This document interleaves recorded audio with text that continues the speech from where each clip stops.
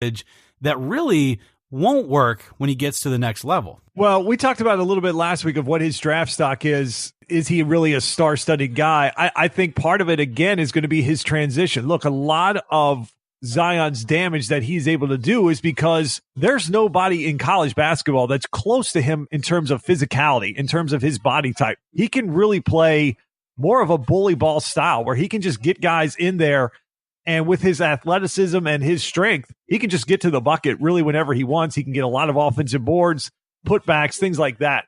So, yeah, I've noticed that when he's in the post, when he likes to spin, especially if he's spinning baseline to get to the bucket, he does tend to hook guys a little bit. And that's something that you do see in the pros, but it's something that they do call. And it's something that, again, coaching staffs, when you've got more time to scout these guys, when you've got 5 or 6 coaches on the bench that are specifically looking for certain things, and teams are going to go to the refs and say, hey, he's hooking me every single time he gets there. It could be something that's called. So I think he's going to have to continue to refine his game.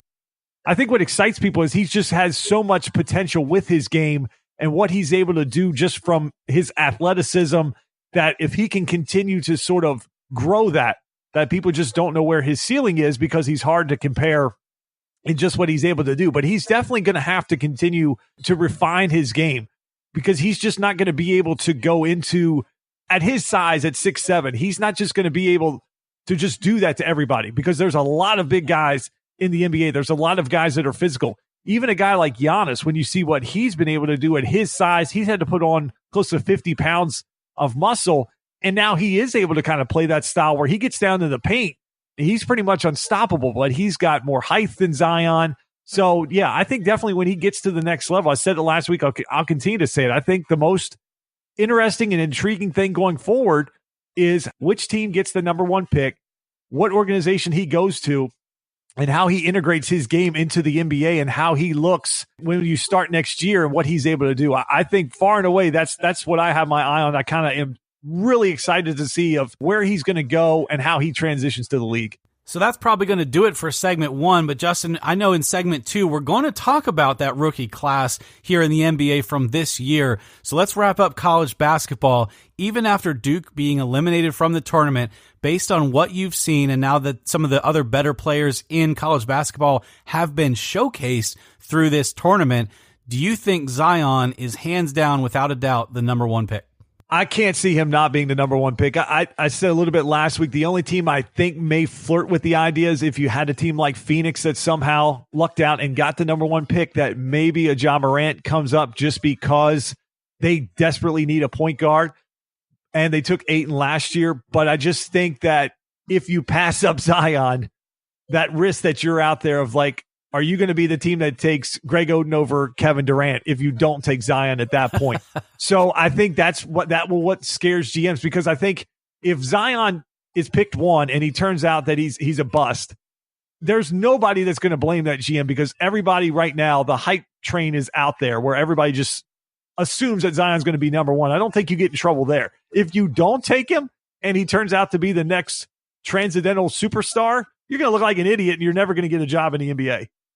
All right, so let's take a quick break. We'll come back. We'll continue some NBA talk. We'll talk about LeBron getting shut down. That blew up this weekend, but was Eric surprised? Talk about the Rookie of the Year, and then we'll finish off with a few topics. We'll talk some golf, and then what in the world went on with the AAF. We'll talk that when we come back.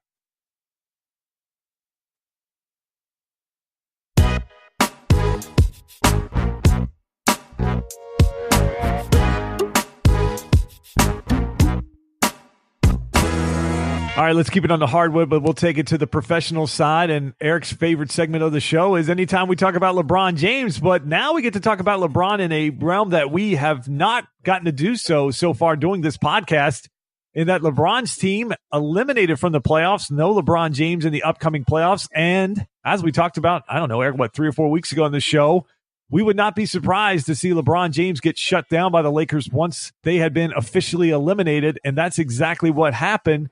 So, Eric, let me ask you, LeBron shut down, not a surprise to us, but in the grand scheme of things now, when you look at LeBron missing the playoffs for the first time, as a LeBron fan, how surprised are you that he's not going to be part of the NBA playoffs for the first time in what feels like forever, to steal a line from Frozen. Well, for the last decade, you've been talking about LeBron James potentially winning a title. Now this year, we're talking about him not even being in the first round of the playoffs. So it's a huge change. But it's a notion that I got used to weeks ago, almost months ago, after his injury and after he missed those games when the Lakers took a big free fall from fourth place in the West, falling all the way out of the current playoff standings. And now they've been battling that basically 11th, 12th seed for the last couple of weeks, couple months. And you knew a while back that they weren't going to make the playoffs. And so how was it that LeBron would close out the season? I argued that he shouldn't get the benefit of being shut down until they were mathematically eliminated, because even as a huge fan, I think that the reason that they're in this position is partly his fault. And so he shouldn't get any reward from that. Now that they are eliminated, I fully support it, because you chalk it up as a wasted year. I know that the LA fans have got to be really frustrated with this. Not only that, probably even stronger words. I think the LA media is frustrated. LeBron's teammates are obviously frustrated. LeBron himself is incredibly frustrated. There wouldn't be any doubt about that. You look at it and say, okay, the 16th year of his career has been a failure. And I don't think there's any other word to put in there. It's a failure on so many levels. And so why risk something ridiculous happening in the last game or two when he's been still playing at a high level? He's been hitting all of his career averages up until the time they shut him down. But I subscribe to what you said 3 or 4 weeks ago when you said once they are mathematically eliminated, you cannot risk him tearing an ACL or having one of these horrific injuries that, well, unfortunately with Nurkic, we just saw again last week. Boy, some of these things are just crazy. And so can you imagine if that happened in LA to LeBron James in a game that no longer mattered, when you know that you're rebuilding for next year and you've got to get it right because you've got 3 more years on this contract and they've got to be relevant without this whole experiment being a total catastrophic failure? I think what's the most amazing part of this is the fact that the Lakers last year won 35 games, and that's the exact number that they're sitting on now with LeBron James on this roster. And then you look at who they play: Warriors, Clippers, Jazz, Trailblazers, all playoff teams in the West. There's a chance they could end this year with 35 wins with no LeBron and the amount of injuries that this team has and who they're sitting and with no Ingram now and Kuzma's in and out of the lineup, that they could be at the exact same number this year with LeBron. I know he missed some games, but Eric, that feels to me like one of the more shocking things when you look at this team and you really want to know how bad it went.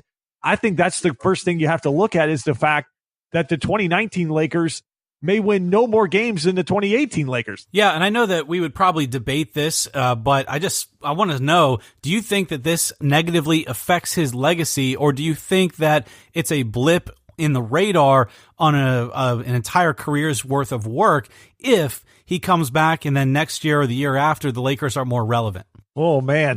I was actually going to save this topic for next week because I think it's good. But I'll tell you, this is how I view it, in the fact that I don't necessarily think missing the playoffs 1 year completely diminishes and all of a sudden okay, LeBron's, he's not the second best of all time, or we can't even have this conversation. But I do think from the standpoint that you talk about a lot, other people in the media that love LeBron talk about all the time, his run of getting to 8 straight NBA finals. I think that gets diminished a bit by what has happened because LeBron has gone to the West, and it has shown just the difference in competition level from the West to the East.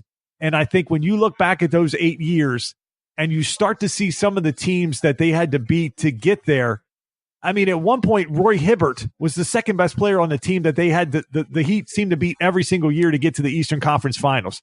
And then you spin it forward to his days when he was in Cleveland the second time.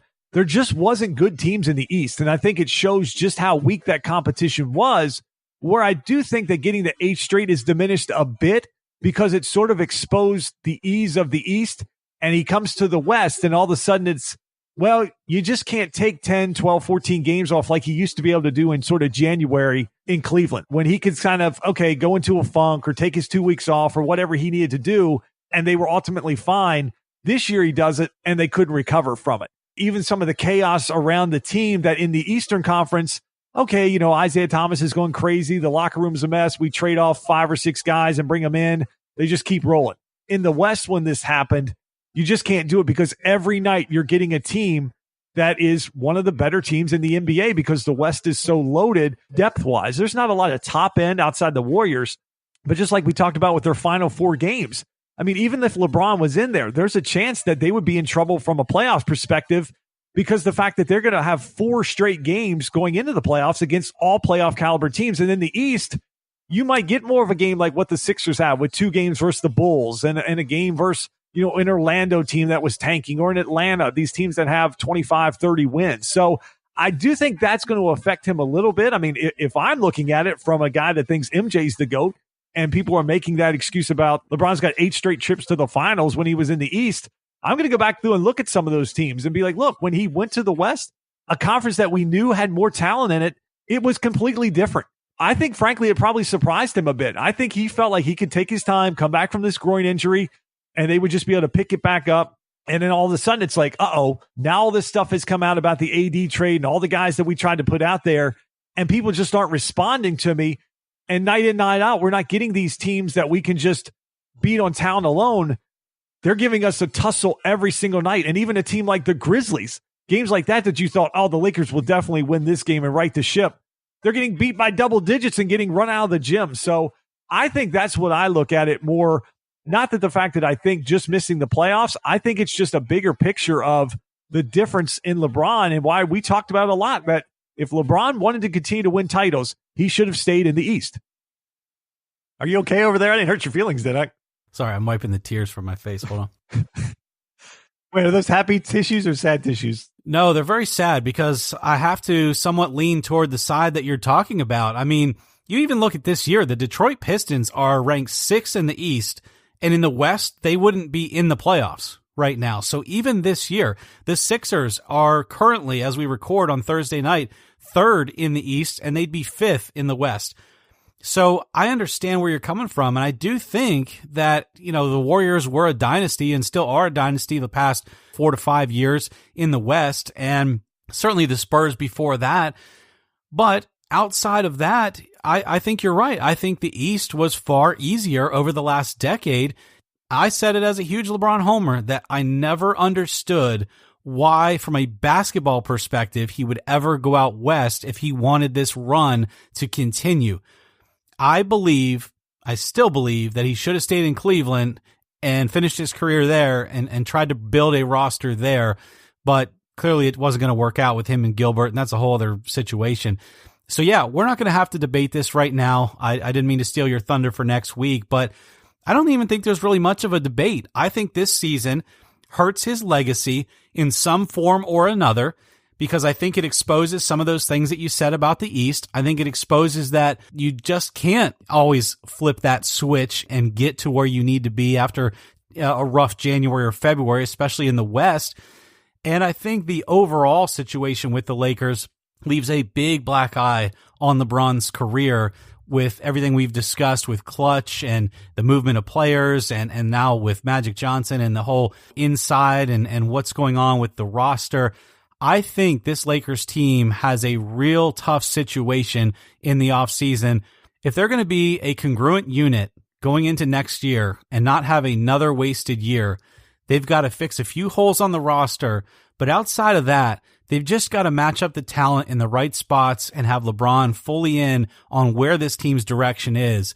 Because this wishy-washy, well, are we going to get this guy? Are we going to get that guy?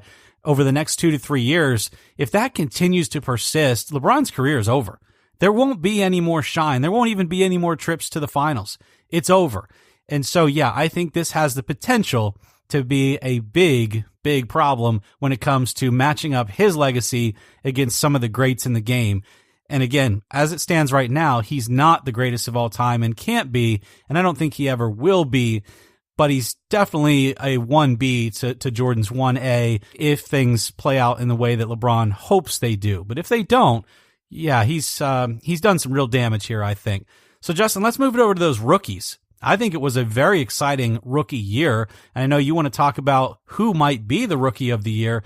So lead us through that. Who are the top guys on your mind, and who do you think that trophy should go to? Well, when you think back to the draft night for the NBA this past year, and the fact that the Hawks traded the rights to Luka Doncic to the Mavericks in exchange for Trae Young and a protected first-round pick, And then you saw the way that Luka just came into the league and sort of took it by storm at 19 years old. And the guy really, throughout his rookie year, if you look at the numbers and you compare him to, say, LeBron, and you look at LeBron's rookie